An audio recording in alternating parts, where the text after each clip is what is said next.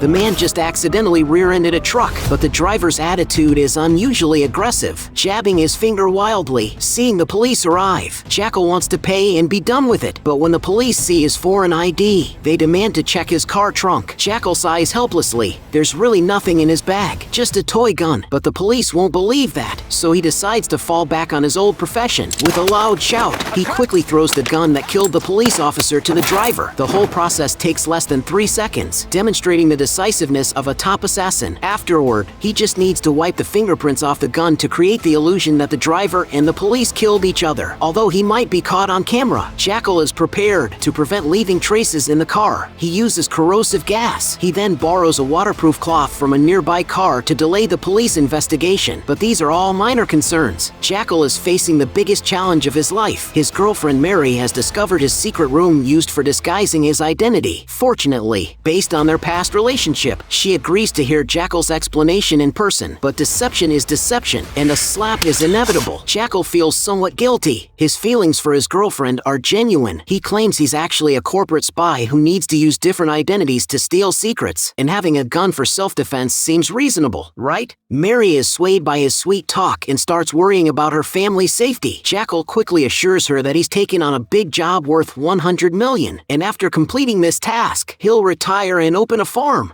No more lies.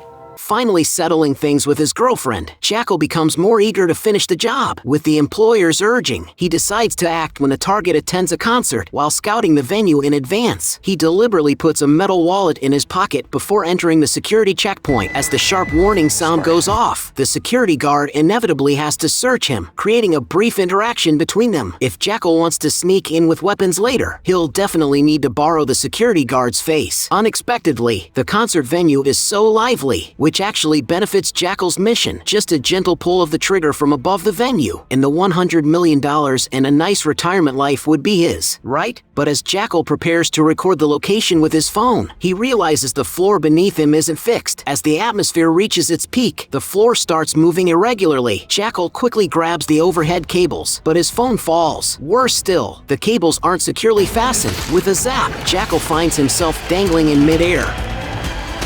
Luckily, the audience is immersed in the music, and no one notices the anomaly above. Jackal struggles to climb onto the roof, realizing he'll need to take out the control room staff first in his future actions. Fortunately, the fallen phone didn't hit anyone, and while searching for it, Jackal manages to have the security guard call his phone. With this contact information, it'll be easier for Jackal to borrow his face in the future. Now, he just needs to wait for the target to appear. But when Jackal returns to his hotel, there's an unexpected guest in his room. He calmly locks the door and looks coldly at the woman. Even though she's the employer, she shouldn't meet him casually. The woman is clearly flustered, quickly stating that she just hopes Jackal won't take on other jobs before completing this task. He had previously killed a defaulting employer in Munich, and this news has spread in the assassin circle. How could the woman, also an employer, not be worried? Meanwhile, Bianca, responsible for hunting down Jackal, receives a distress call from an informant. She originally planned to meet him by the lake, but the informant on the other end of the phone is already a corpse. The person texting her is actually the deceased's husband,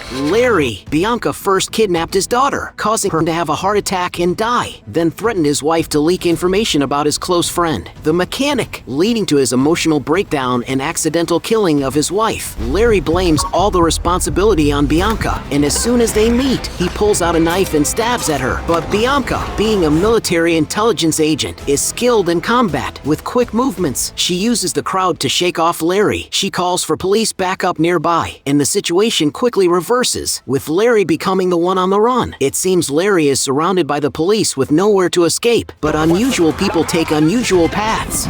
His jumping ability is almost inhuman. When Bianca finds his home, she discovers the informant who had helped her is already dead. Just as she feels deeply guilty, she returns home to find an even bigger surprise. Larry has somehow found her address, wanting Bianca to taste the pain of losing a daughter. But before Bianca can feel any pain, Larry's leg starts hurting first.